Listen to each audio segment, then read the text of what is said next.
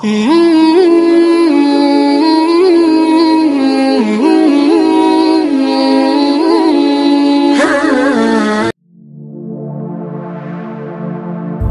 আলাইকুম ওয়া রাহমাতুল্লাহি ওয়া বারাকাতুহু। প্রিয় শ্রোতাবৃন্দ, আজকের এই ভিডিওতে আলোচনা করব ভবিষ্যতে ইসলামের জন্য কি অপেক্ষা করতেছে। শুরু করা যাক আজকের এই গুরুত্বপূর্ণ ভিডিও। ভবিষ্যতে ইসলামকে অভ্যন্তরা জানানোর জন্য অপেক্ষা করছে, এক কথা কি কেউ বিশ্বাস করবে? ইসলামকে নিশ্চিহ্ন করার জন্য যেরূপ ধ্বংসাত্মক তৎপরতা চালানো হয়েছে, ইসলামের মূল পাটনের জন্য অভ্যন্তরীণ ষড়যন্ত্র ছাড়াও বিশ্বব্যাপী যে ব্যাপক অপতৎপরতা চলছে, তার সবগুলো মূল্যায়ন আমরা এই ভিডিওতে আলোচনা করব। এই ভিডিওকে সামনে রেখে কোনো ব্যক্তি কি উপর উল্লেখিত প্রশ্নগুলো ইতিবাচক উত্তর দিতে প্রস্তুত হবে? হ্যাঁ, প্রস্তুত হবে অবশ্যই। এই ভিডিওটি যদি মন দিয়ে শুনেন, মন দিয়ে দেখেন, তাহলে অবশ্যই আপনি এই প্রশ্নগুলোর উত্তর দিতে পারবেন। খ্রিস্টান সাম্রাজ্যবাদ ইসলামকে ধ্বংস করার জন্য যথাসাধ্য চেষ্টা করেছে। ইসলামী দুনিয়াকে ক্ষুদ্র ক্ষুদ্র রাষ্ট্রে বিভক্ত করেছে। অর্থপর প্রতিটি ক্ষুদ্র রাষ্ট্রকে অন্যান্য ইসলামী রাষ্ট্র থেকে বিচ্ছিন্ন রেখে এদের পরস্পরের মধ্যে ঘৃণা, বিদ্বেষ, হানাহানি ও শত্রুতার বীজ বপন করেছে। প্রতিটি মুসলিম দেশে ধর্মকে সমাজ থেকে ও শরীয়তকে জীবন ও রাষ্ট্রীয় কার্যক্রম থেকে বিচ্ছিন্ন করে দিয়েছে। ইসলামের পুনর্জীবনের জন্য যেসব আন্দোলনের সূচনা হয়েছিল এবং যা ইসলামকে সম্পূর্ণ নতুনভাবে গঠনমূলক ও কর্মক্ষম শক্তিতে পরিণত করা হচ্ছিল, তার প্রতিটিকে ছিন্নভিন্ন করে দিয়েছে। এমন শিক্ষানীতি প্রণয়ন করা হয়েছে যা নব্যযুগ যুব সমাজকে ইসলামের জন্মধারা থেকে বহু দূরে সরিয়ে দিয়ে নিয়ে গেছে এবং তাদের মন মগজে ইসলাম সম্পর্কে সংশয়, সন্দেহ বীজ বপন করে দিয়েছে। প্রিয় শ্রোতাবৃন্দ, খ্রিস্টান ও সাম্রাজ্যবাদ প্রতিটি মুসলিম সমাজে বুদ্ধিজীবীদের এমন একটি শ্রেণীর উদ্বুদ্ধ ঘটিয়েছে যারা ইসলামের প্রতি উদাসীন ও ধর্মের প্রতি ঘৃণা পোষণ করে। তারা ইসলামকে স্থবির, সেকেলে ও পশ্চাৎ পথ মনে করেছে। বুদ্ধিজীবী সমাজের মধ্য থেকে যদি ইসলামের দিকে প্রত্যাবর্তন করার আহ্বান জানানোর জন্য এমন কোনো আন্দোলনের সূচনা হতো, তাহলে পাশ্চাত্য সাম্রাজ্যবাদ সে আন্দোলনকে অত্যন্ত নিকৃষ্ট পন্থায় নিশ্চিহ্ন করে দিত। কেননা এর অর্থ ছিল খ্রিস্টান সাম্রাজ্যবাদ গত 2 শতাব্দী ধরে যে চেষ্টা সাধনা চালিয়েছে তা অর্থহীন হয়ে পড়া। সাম্রাজ্যবাদ তার এসব চেষ্টায় সফল হয়েছে। সে মুসলমানদের কেবল নিজেদের ধর্ম থেকে দূরে সরিয়ে দেয়নি, বরং ইসলাম থেকে সম্পূর্ণরূপে বহিষ্কার করে দিয়েছে। যদিও তারা নামে এখনো মুসলমান রয়েছে, কিন্তু তারা এমন এক ইসলামের দাবিদার যার অস্তিত্ব বাস্তব জগতে নেই। সাম্রাজ্যবাদ এবং প্রতিটি ইসলামী আন্দোলনকে ব্যর্থ করে দিতে সক্ষম হয়েছে। প্রিয় শ্রোতাবৃন্দ, যা পাশ্চাত্য দেশসমূহের মুসলমানদেরকে ইসলামের দিকে ফিরিয়ে আনার জন্য উথিত হয়েছিল। তারপর যে আমেরিকা ইসলামের মোকাবেলা করার জন্য মিশনের সংস্থাগুলোর পেছনে কোটি কোটি ডলার খরচ করেছে, সে আমেরিকাতেই খ্রিস্টানদের মধ্যে ইসলামী আন্দোলন সূচনা হলো। এর অনুসারে ছিল প্রায় 2.5 লাখ। আমেরিকা এই খ্রিস্টানদের জেলে ঢুকিয়ে দিল এবং জেলখানার মধ্যে তাদের উপর অমানসিক নির্যাতন চালায়। প্রিয় শ্রোতাবৃন্দ, স্থানীয় পত্রপত্রিকায় তার সাক্ষী। কিন্তু জেলের অভ্যন্তরে ইসলামের দাওয়াত চলতে থাকে। আমেরিকার পত্রপত্রিকার বর্ণনা অনুযায়ী যেহেতু এসব লোকের ধর্ম ছিল ইসলাম, তাই তারা নিজেদের উদ্দেশ্যের পথে যে কোনো ধরনের জুলুম, নির্যাতন এবং কঠোরতা সহ করে। অমানসিক অত্যাচার তাদেরকে নিজেদের উদ্দেশ্য থেকে বিন্দুমাত্র হটাতে পারেনি। যে আমেরিকা আফ্রিকায় ইসলামের প্লাবনকে প্রতিহিত করার জন্য অটেল সম্পদ খরচ করেছিল, সে আমেরিকা বাধ্য হলো যে তার এজেন্টরা ইসলামের পতাকা উন্নত করুক, যাতে আফ্রিকার মুসলিম এলাকাগুলো অত্যন্ত তার এজেন্টের হাতছাড়া না হতে পারে। কেননা ইসলামী আন্দোলনসমূহ আমেরিকার সমস্ত মিশনারি তৎপরতাকে নস্যাৎ করে দিয়েছিল। প্রিয় শ্রোতাবৃন্দ, আল্লাহ যদি তার নূরকে জমিনে বুকে নির্বাপিত হতে না দেয়, তাহলে মানুষের আর কি সাধ্য আছে তা নির্বাপিত করার? মহান আল্লাহ বলেন, এই লোকেরা নিজেদের মুখের ফুৎকারের আল্লাহর নূরকে নিভিয়ে দিতে চায়, আর আল্লাহ তার নূরকে সম্পূর্ণরূপে বিস্তারিত করবেনি কাফেরদের জন্য, তা যতই অসহনীয় হোক। সূরা সাফ আয়াত নম্বর 8।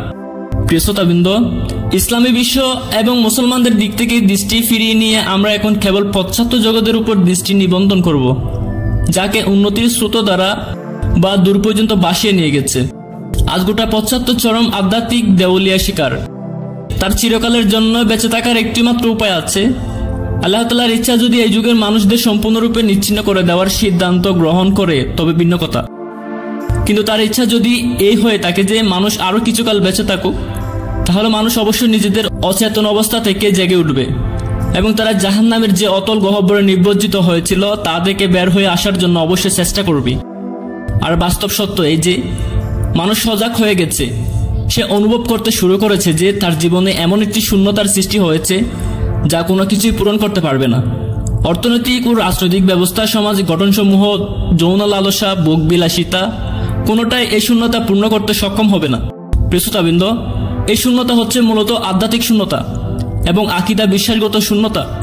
প্রিয় শ্রোতাবৃন্দ, আজ মানুষের অশান্ত আত্মা এই শূন্যতার দিকে সুস্পষ্ট ইঙ্গিত করেছে। মানসিক ও স্নায়বিক চাঞ্চল্য, খুনখারাবি, আত্মহত্যা ও মাতলামির আকারে এর প্রতিক্রিয়া আত্মপ্রকাশ করেছে। যান্ত্রিক সভ্যতা বর্তমান পর্যন্ত মানুষকে অবাধ সুযোগ সুবিধা, আরামায়েশ ও ভোগবিলাসিতার ব্যবস্থা করে দেওয়া সত্ত্বেও এই প্রতিক্রিয়ার প্রকাশ ঘটেছে।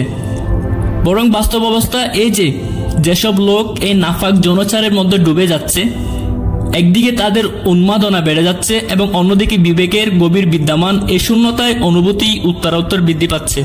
প্রিয় শ্রোতাবৃন্দ, অতএব অচিরেই মানবতা সজাগ সচেতন হয়ে যাবে এবং সে অনুভব করবে যে এই শূন্যতা একমাত্র নিরাময় হচ্ছে আল্লাহর প্রতি ঈমান। কেননা এটা এমন এক উপাদান যার কোনো বিকল্প নেই।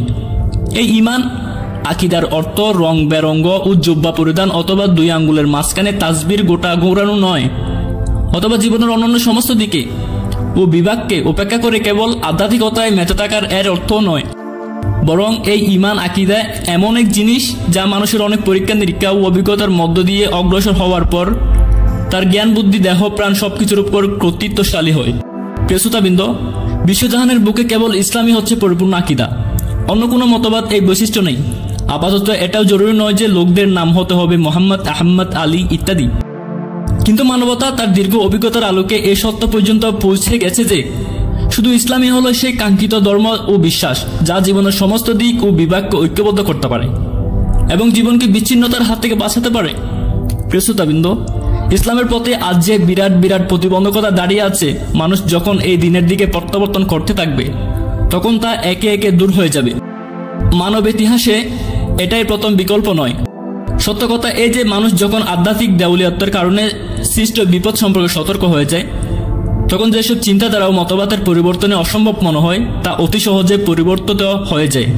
মানুষ যখন তার পথভ্রষ্টতার দুর্ভাগ্য সম্পর্কে সচেতন হয়ে যায়, তখন সে স্বেচ্ছায় ধার্মিকত্ব ও যে সংগঠনের আশ্রয় নেয়। আর পথভ্রষ্টতা হচ্ছে আজকের অশান্তির আসল কারণ। এই অবস্থায় মানুষ সুখ ভোগের নাপাক উপায় ও পরিপন্থা পরিহার করে যুক্তিসঙ্গত স্বভাব সুলভ পন্থাকে যথেষ্ট মনে করে। প্রিয় শ্রোতাবৃন্দ, তারা এর মধ্যে প্রকৃত স্বাদ ও তৃপ্তি অনুভব করে। রূপ সৌন্দর্য ও দেহ প্রদর্শনীয় যেসব পন্থাকে একদিন পাশ্চাত্যের নারীরা নিজেদের বৈশিষ্ট্য পরিণত করে নিয়েছিল এবং যার পরিণতি গণিতে তা পুরুষদের বুকের সংগ্রামীতে পরিণত হয়েছিল, আজ তারা এই নোংরামি থেকে মুক্তি চায়।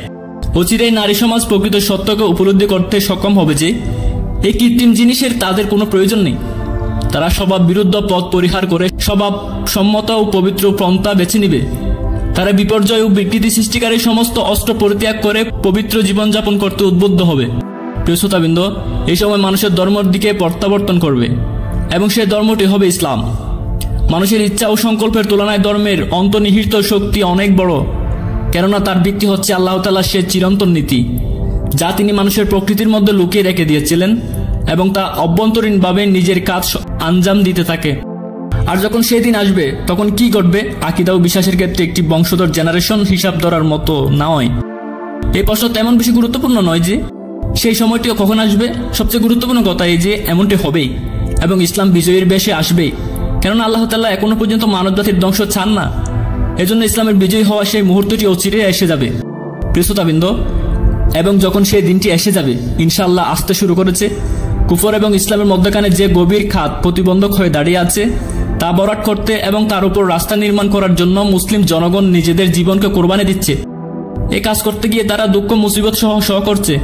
অন্য কোনো জিনিস কি তার সমান মূল্যবান হতে পারে? কোনো জিনিসই তার সমান হতে পারে না। প্রিয় শ্রোতাবৃন্দ, এটা এমন মহান কোরবানি যার ক্ষতিপূরণ কেবল আল্লাহ তাআলা দুনিয়া ও আখিরাতে দান করতে পারেন। আর আল্লাহ তাদের এই কোরবানির ক্ষতিপূরণের ব্যবস্থা করে রেখেছেন, এর প্রতিদান তার কাছে গচ্ছিত আছে।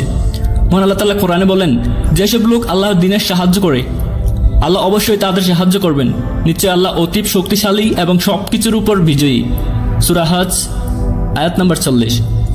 প্রিয় শ্রোতাবৃন্দ, আজকের মতো ভিডিও এ পর্যন্ত।